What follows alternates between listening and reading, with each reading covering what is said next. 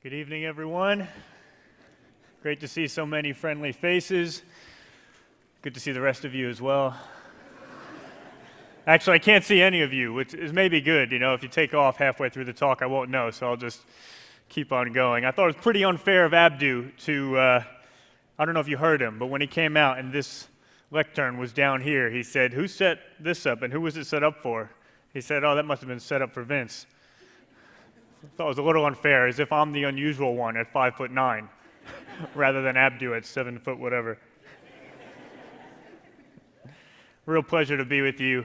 Very excited to journey with you over the next couple of days. Very expectant that God has some very big things to do, and I hope I'll get to spend some time with many of you personally and have a chance to pray with you as well. My title for tonight is How Can I Know God Exists? And I want to start by sharing with you a new argument for God's existence that I think is going to become highly influential in the years ahead. And here it is. If there is no God, how come the world fits so perfectly into a chicken?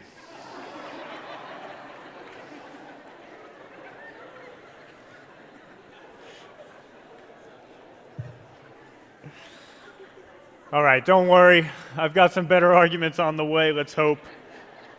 But when I got to college, when I arrived at college, honestly, I thought the chicken argument was about as good as it got. I thought that faith had to be blind. I thought you couldn't have reasons for faith. I thought the idea of reasonable faith was an oxymoron. I thought faith was for people who didn't think hard enough. I was studying philosophy at the time at Princeton University. A friend of mine, a guy who I played soccer with, he challenged me to read the Bible. I was always up for a challenge, and so I began to read through the Bible for the first time, and I would cross things out, I would add things, I'd actually write a big BS in the margins wherever I disagreed, and Christians would actually look over my shoulder and say, "Vince, why do you have a BS in the margin of your Bible?" And I'd say, "Oh, that verse makes for a great Bible study."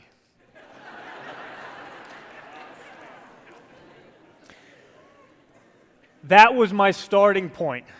But things changed for me. They changed for me because I continued reading the New Testament, and without even realizing it, I began to fall in love with the person of Jesus. I began to fall in love with the way that he treated with people, with the grace love that only he has, with the way that he cared for the marginalized, for the way that he spoke to people, his gentleness, his respect of every single individual. And then I continued reading, and I got through the Gospels, and I got to the Acts of the Apostles, and all of a sudden I started seeing all of these words like convincing and disputing and debating and examining and explaining, even proving. I kept seeing the word persuading. In fact, the word persuasion was the word that was most used when someone became a Christian. I found the Bible asking me to love God not just with my heart and my soul and my strength, but with my mind. I found it praising one people group as being more noble than another. Why? Because they examined the scriptures daily to determine if what was being said was true.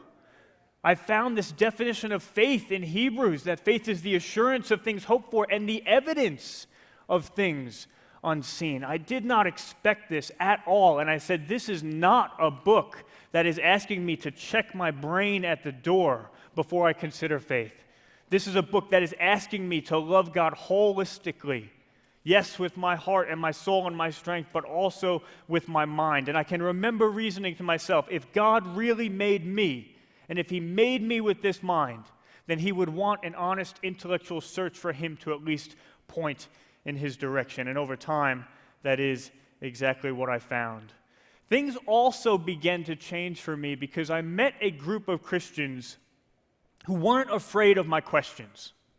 They welcomed my questions. They thanked me for my questions. They acted as if I was giving them a gift when I asked them my hardest questions. And there are two reasons as a Christian that I have come to highly value questions. First, because the answer to any question is something true. And I believe as a Christian that all truth is grounded in God. The answer to any question is something true, and I believe that all truth is grounded in God. Therefore, every time you ask a question, you put yourself in position to learn something true, which therefore is grounded in the ultimate truth of God. You put yourself in position to learn something new about God. And every time that someone else asks you a question, they give you the privilege of being able to share something with them about who God is and what God has done. We just need to think creatively enough and prayerfully enough to make the legitimate connections between the questions that our culture is asking and the ultimate truths found in the gospel. There's a second reason why I've come to value questions so highly, and that is because questions are how you get to know a person. Any person. If I want to get to know you, what do? I ask you good, thoughtful questions about yourself. And when you give me an initial answer, I'm not satisfied with just a superficial answer. I ask you more questions about yourself. I ask you deeper questions about yourself. I don't just want to know about the superficial things. I want to ask those questions that get even to the parts of who you are that other people object to, that other people find difficult, that other people don't want to be bothered with. Asking questions is how you get to know a person, and we worship a personal God. So never allow anyone to make you feel like because you have questions, that means that's a sign of lack of faith. Actually, it is the very precondition of a deep faith that knows God in a personal way. Ask your questions. Encourage other people to ask their questions. And when they do ask their questions, their difficult questions, it's okay sometimes to put your hand up and admit that Christianity asks us to believe some incredible things.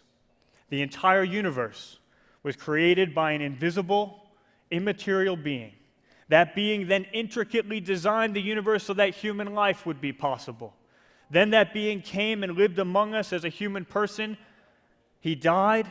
3 days later, he literally, physically rose from the dead. And then for 7 weeks afterwards, he appeared to hundreds of people and hung out with them and cooked breakfast for them on the beach.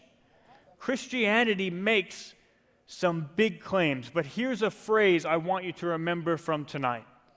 Criticism without alternative is empty. If you say to me, Vince, you have a terrible phone. I mean, really, it is a horrible, horrible phone.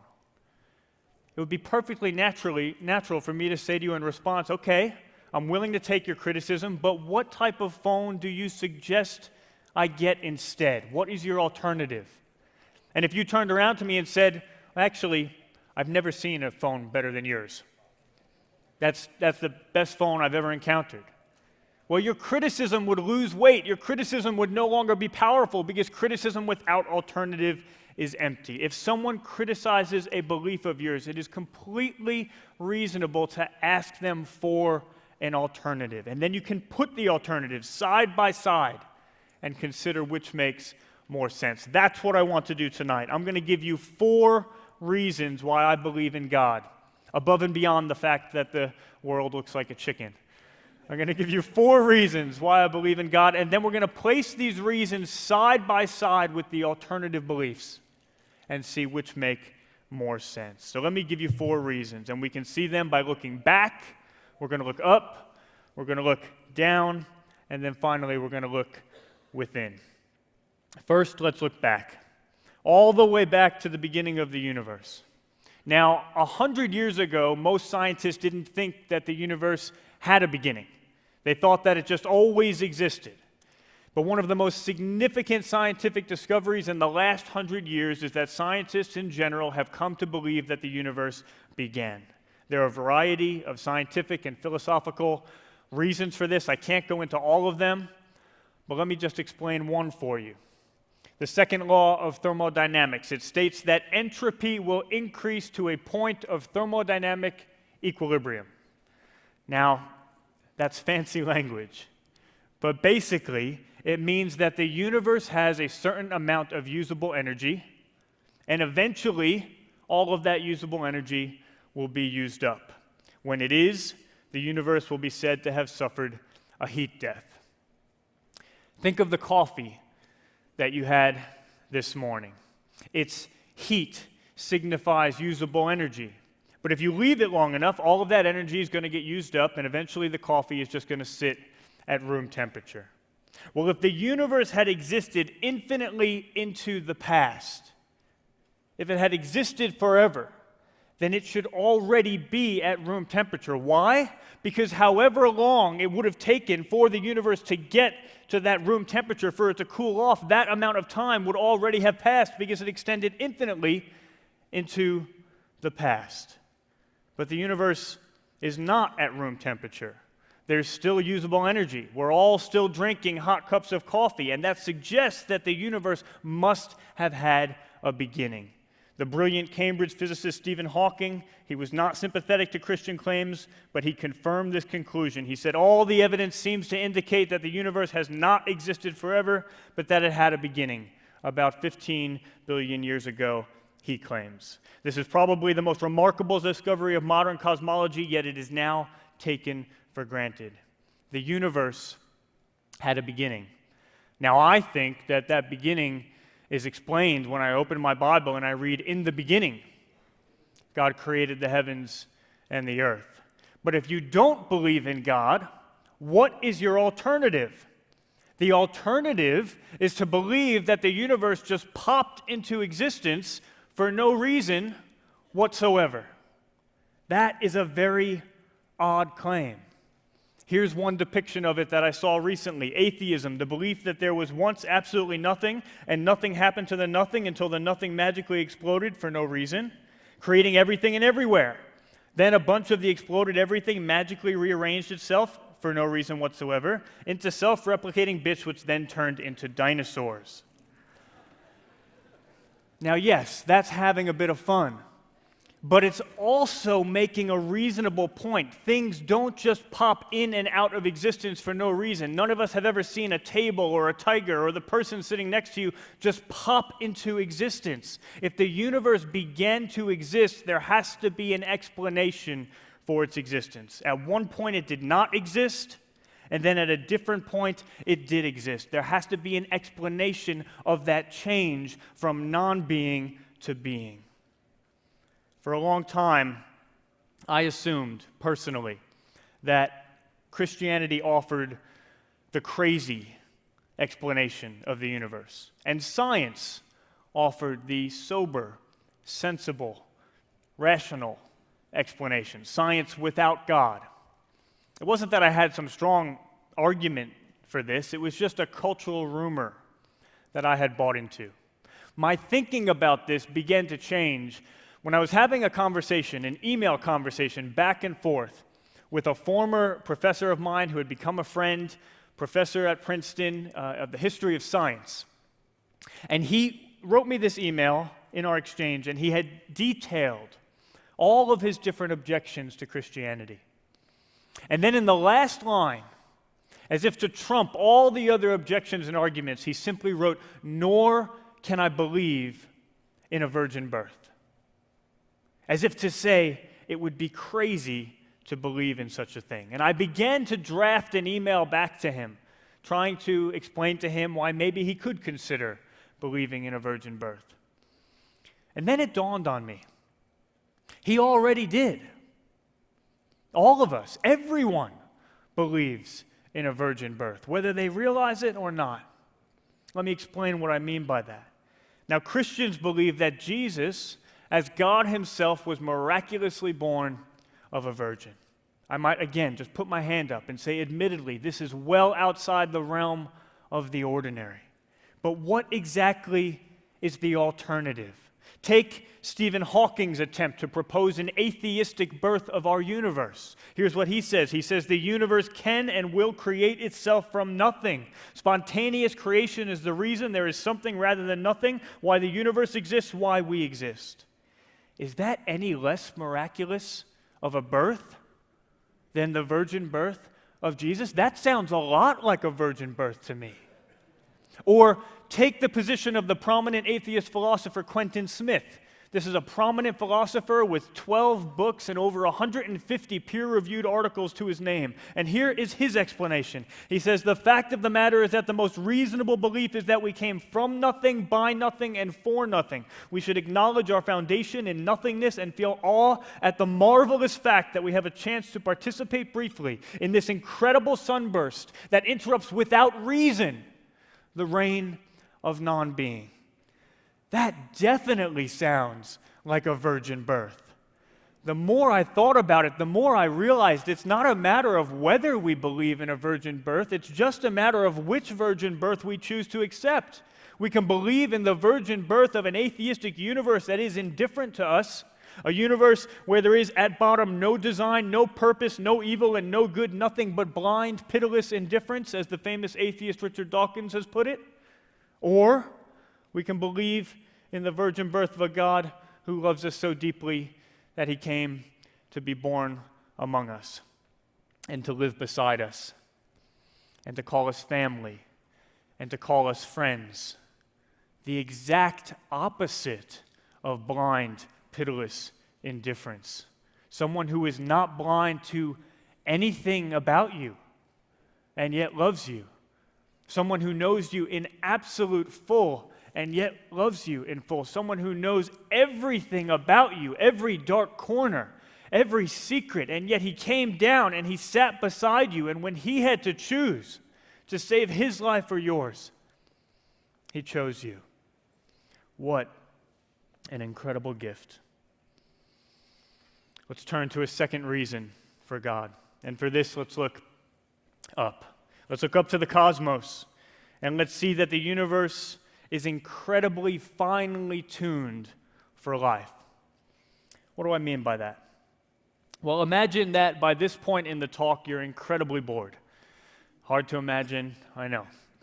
And so you take out a deck of cards and you start playing poker with Abdu. Not for money. And you start playing poker with Abdu. And in the first 12 rounds, Abdu gets 12 straight royal flushes. What's going on? Ooh, Abdu, pretty quick to throw you under the bus there.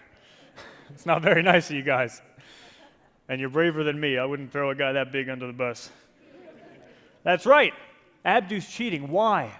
Because it's so incredibly unlikely on chance alone to get 12 straight royal flushes. It's like winning the lottery 12 straight times. Someone must be messing with the cards. Even if you thought Abdu's a really honest guy, there's only a 1% chance that he would cheat before you started playing poker with him.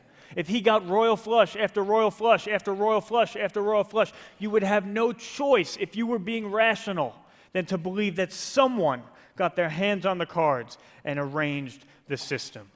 Well, over the last 35 years or so, the fine-tuning argument has suggested that exactly the same is true when we look at our universe. One royal flush after another. Here's why. The universe that we live in could have taken many different forms. And scientists have approached a consensus, not just Christian scientists, but scientists in general, that there are dozens of fundamental features of our universe that needed to be precisely the way they are in order for life to be possible. Not just life as we know it, not just life on the planet Earth, but any form of life anywhere in the universe. Let me give you just one example. Take the explosive force of the initial expansion of the universe. Scientists tell us that if that explosive force had been different in one part in 10 to the 60th, no life would have been possible. In other words, the percentage difference that you could have while still accommodating the possibility of life is a 0 followed by a period followed by 57 zeros followed by a 1. If the initial expansion of the universe had been even the slightest bit weaker, gravity makes it collapse back in on itself almost immediately, far too quickly for any form of life to develop. If that initial expansion had been even the slightest bit stronger, Particles literally disperse into thin air. They wind up so far from each other, so quickly, that all you could have got would have been cold, simple molecules, nothing like the sort of complex chemistry required for any form of life. Sir Roger Penrose, emeritus professor at Oxford, one of the world's leading mathematical physicists, he estimates that the overall difference, when you take into account all of the different features that needed to be precisely tuned, the overall difference that you could have while still accommodating the possibility of life is 1 part in 10 raised to the power of 10, raised in turn again to the power of 123. I would write this out as a percentage, but even if I could turn all of the matter in the universe into paper, I would still have far too little paper to print the required number of zeros. In fact, I would need more zeros than there are particles in the universe. Sir Fred Hoyle, the late Cambridge astronomer, one of the 20th century's most significant scientific thinkers, he compared the random emergence of even the simplest cell. If you were to try to get it just based on chance, with God out of the picture, he said this would be like a tornado blowing through a junkyard and just happening to produce a perfect Boeing 747 airplane. Those are the sorts of odds that we're talking about. What explains this incredible precision? How are we to account for these royal flushes that are turning up hand after hand after hand after hand all through the universe? I think we should come to the same rational conclusion. The universe is not the result of chance. Someone got their hands on the cards. Someone designed the system. And this is exactly what the Bible claims. For since the creation of the world, God's invisible qualities, his eternal power and divine nature have been clearly seen, being understood from what has been made, so that people are without excuse. We've looked back to the beginning of the universe. We've looked up to God's design of our universe. Now, let's look down. And what I hope that you'll see is an empty tomb. A tomb that's empty because Jesus miraculously rose from the dead. Now, before I was a Christian, became a Christian in college, and before that, even the idea that there could be evidence for such a thing, a miraculous historical fact from 2,000 years ago, I just thought that was absurd. And when I finally began to look into it, I couldn't believe how strong it was. I couldn't believe how profound the evidence was. This book was published in 2003 by a former colleague of mine at Oxford University, Richard Swinburne. He's considered by most to be the most influential British philosopher of religion of the last generation, or maybe two. In this book, he argues that on the available evidence today, it is 97% probable that Jesus truly, physically, miraculously rose from the dead. 97%. Now look, he doesn't expect us to take the exact number too seriously. He likes to work with probability theory, and so at each point in the argument, he plugs in his best guess, and it comes out to 97%. He says you can't take it as a precise number. But nonetheless, the fact that someone of his intellectual credibility can make that claim, say his best guess is 97%, make the claim in print, have it be published by Oxford University Press, and then ably defend that claim at top academic conferences all over the world, as I've seen him do, it speaks to just how profound the evidence for the resurrection is. There are a number of reasons for that. Let me describe just one of them. Here is an amazing passage written by the Apostle Paul in the New Testament from 1 Corinthians chapter 15. For what I received, I passed on to you as of first importance, that Christ died for our sins according to the Scriptures, that he was buried, that he was raised on the third day according to the Scriptures, and that he appeared to Cephas and then to 12. After that, he appeared to more than 500 of the brothers at the same time, most of whom are still living, though some have fallen asleep. Then he appeared to James, then to all the apostles, and last of all, he appeared to me also. In the last few decades, experts have come to the conclusion that this passage, which claims that more than 500 people saw Jesus at the same time, and I love it says, most of whom are still living, almost as if to say, if you don't believe me, fine, go out and ask them yourself. Experts have come to an agreement that this passage was actually the first summary or creed of Christian beliefs. It was passed around the early church, and it was within its current form almost immediately after the events took place. Even the most adamant critics of Christianity agree with that claim. Take Gerd Ludemann, German New Testament scholar, generally extremely skeptical of any claims that the Bible makes, and yet he says we can assume that all the elements in this tradition in 1 Corinthians 15 are to be dated to the first 2 years after the crucifixion, not later than 3 years after the death of Jesus. And then he goes on and says it may be taken as historically certain that Peter and the disciples had experiences after Jesus' death in which Jesus appeared to them as the risen Christ.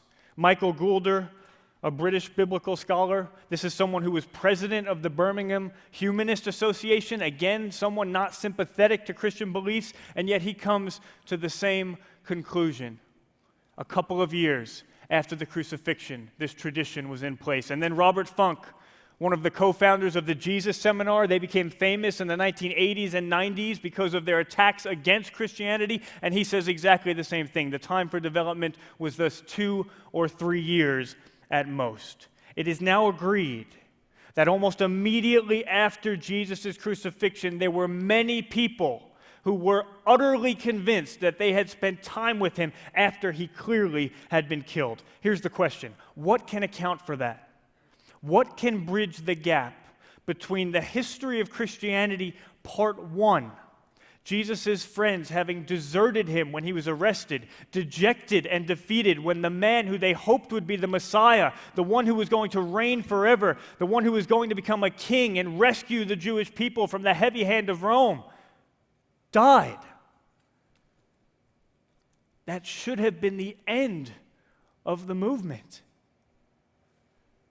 And then the history of Christianity, part 3, which saw these very same disciples who weren't even bold enough to be present at the crucifixion, worshiping Jesus as God, utterly convinced that they had spent time with this man for 7 weeks after he had been killed, so convinced of it that they would rather be tortured and give up their lives than deny that fact.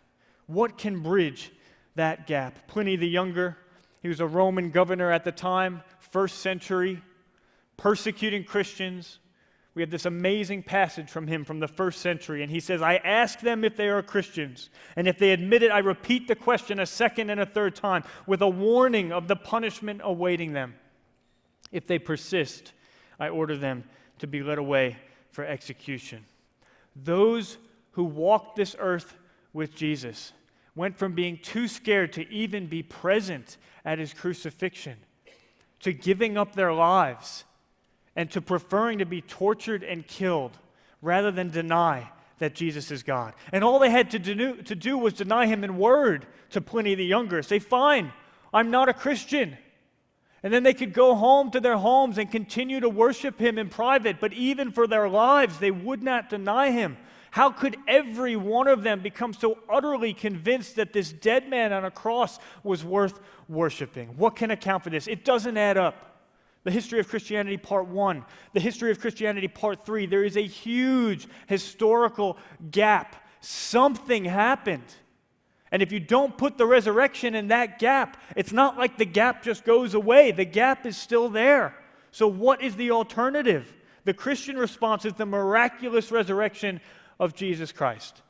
Now, if that is not your explanation, it's completely fair to say, okay, but criticism without alternative is empty. So what is the alternative? Could it be that Jesus' resurrection developed as a legend over time? This was the dominant scholarly position in the early 1900s. You know the idea?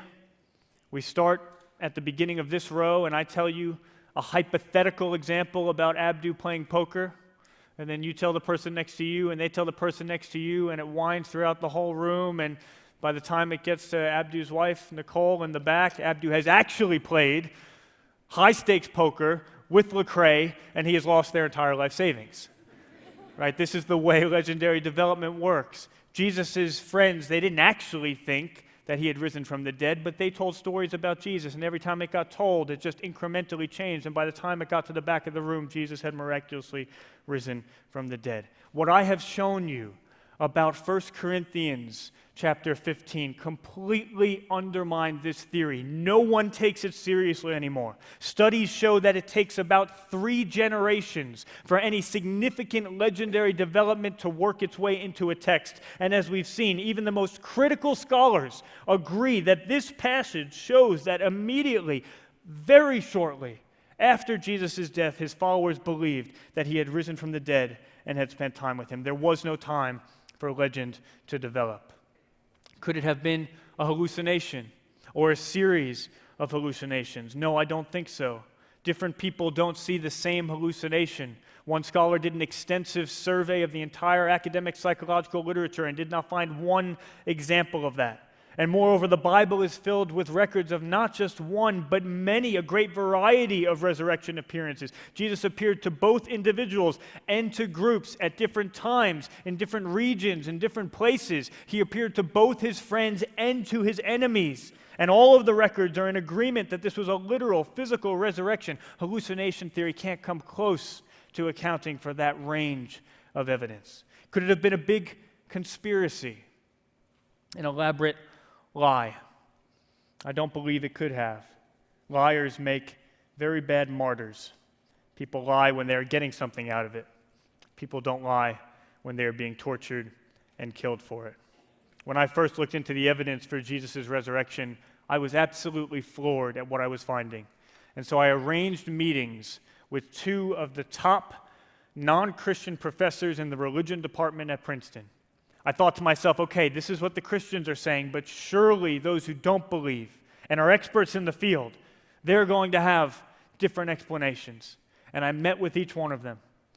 And one of them glanced towards a mass hallucination theory without conviction and without anything to back it up when pushed. The other professor told me that as a historian, he simply wasn't interested in the question. There seemed to be this assumption that as soon as we begin to talk about the miraculous, we're no longer talking about history.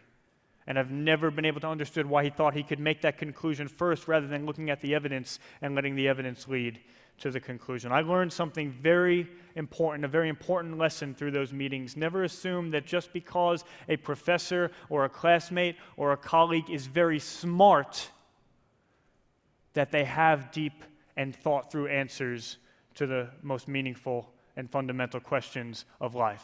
Here were 2 people who were 2 of the smartest people in the world. And I was asking them a question that was right at the center of their discipline of expertise.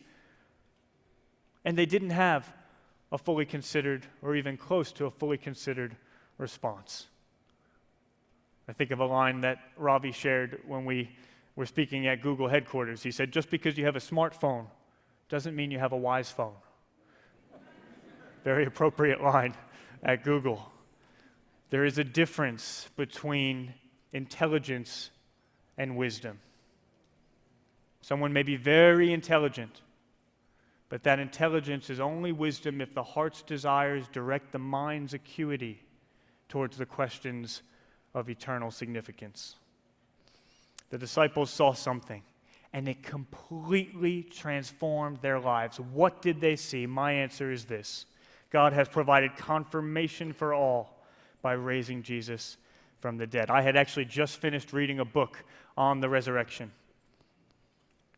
when I first entrusted my life to Jesus. It wasn't just what was in that book, but it was what God was doing in my heart, conviction of sin for the first time in my life, asking those difficult questions, becoming part of a community, reading the scriptures, falling in love with Jesus, and seeing that there were robust answers to the questions that I had. And I closed that book on the resurrection, and there was no one in my dorm room except for me, but I exclaimed out loud, "Oh my gosh, this really happened." Have you had that experience where faith becomes not blind, not wishful thinking, but the unbelievable reality of what really happened? I admitted at the beginning of this talk that Christianity asks us to believe some incredible things, But criticism without alternative is empty, so let's look at the alternatives. God created the universe, or the universe popped into existence from nothing with no explanation whatsoever.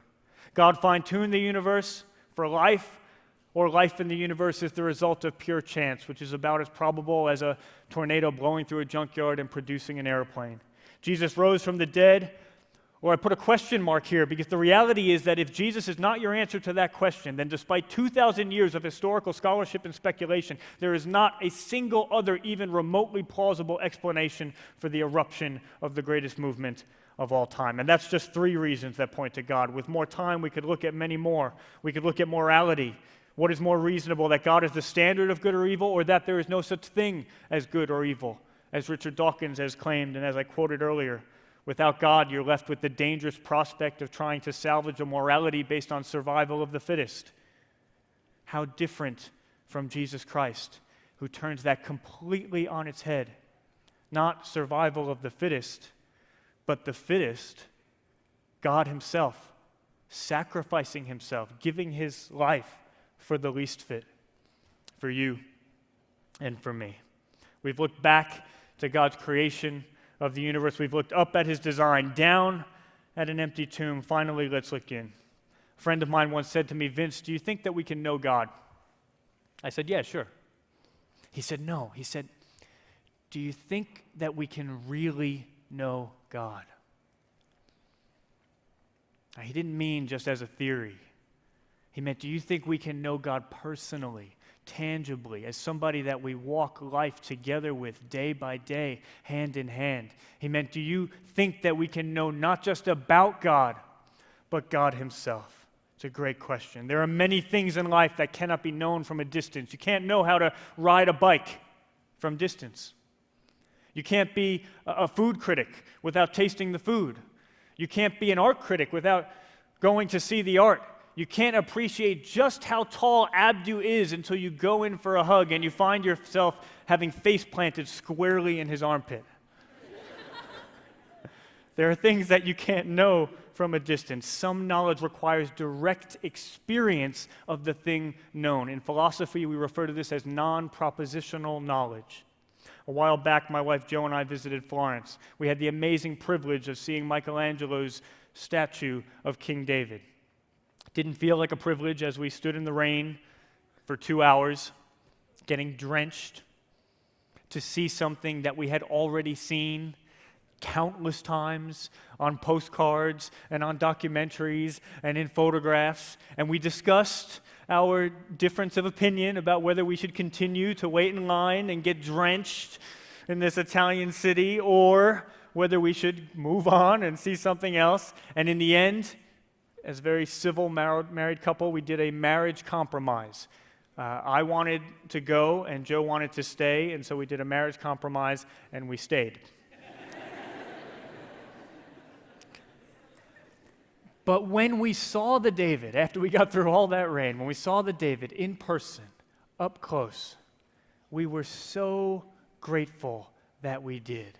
We knew something about that piece of artwork and about its beauty and the transcendence that God had given to it that simply could not be known from a distance. It could not be known just from photographs and postcards and documentaries. I think the same is also true of knowing God. Someone once said there are 2 ways to choose a coat. You can take it off the rack and look at all the measurements, all the dimensions. See if the inseams are right for you. See if the shoulders are right for you. Or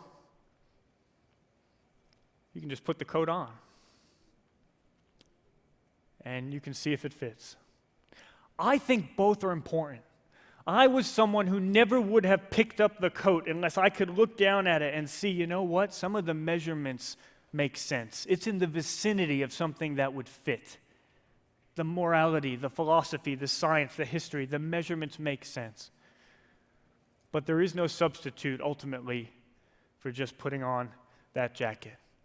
And I wonder if there are some of us here this weekend who are thinking along these lines. Yeah, I'm going to put that jacket on at some point. when I'm going to not just know about God, but I'm going to really know God. But I'm not going to do that until all of my questions have been answered, until I've checked every single measurement, and I see every measurement is perfect. You know, the reality is if that is our disposition, that time will never come. I have more questions now as a Christian for many years than I did before I was a Christian. Every time you answer a question, a new question arises, and that again is an opportunity to worship God and to dig deep into the answer to that question and therefore into who He is. If we wait until the questions are gone, we will never take that step. And I wonder if there are some of us that need to understand that the measurements make sense, but actually put that jacket on, to taste and see, to clothe ourselves in Christ. Jesus said, I stand at the door and knock, and anyone who hears my voice and opens the door, I will come in and be with him and eat with him and he with me. It's a beautiful invitation. There's a painting of that verse in Oxford. It's called The Light of the World by William Holman Hunt. And it has a very interesting detail on that painting. There is no handle on Jesus' side of the door. He knocks, and he knocks, and he knocks. And even when we turn our back on him and walk away from him, he knocks. But he will not force his way into that room. And as I've prepared for this weekend, there are two types of people that I've really been praying for. First, it's for the person who has looked at the measurements, who knows all about God, but can't honestly say that they know God Himself because they've stared at the jacket for ages, but they've never actually put it on. And for the person who needs to open that door to Jesus, I hope that this will be the weekend that you do that. And then there are some of us who have done that. We call Jesus our Savior, but it's a little harder for us when someone asks us if He's our Lord. We've let Him in part. But maybe He's in the house, but there are certain doors that He knocks on that we're not willing to let Him into. And maybe there's a specific door that we know in our hearts that this weekend we need to open. I was reflecting on a guy who we saw come to faith not long ago. He looked at the measurements. He saw that they made sense. But he was ready to take that step of relational trust because he knew there's only so much you can know about a person from a distance. If you really want to know that person in full and with utter intimacy, you need to take that step of relational trust towards them. And he did that, and he closed his eyes, and he prayed to receive Jesus Christ into his life. And when he opened his eyes in front of our team, these were the very first words out of his mouth as a Christian. He said, I have always felt alone and like I had to wear a mask. But now this is the first time in my life that I can take off that mask and be fully myself and fully alive. No argument can do that. No propositions can do that. No theory can do that. No measurements can do that. But opening that door in your heart through a simple but heartfelt prayer can do that. And Jesus will respond in such a way that you will know more than ever before what it is to be fully you and to be fully alive. That's my prayer for each one of you this weekend, and I'm excited to journey through it with you. Thanks so much. God bless you.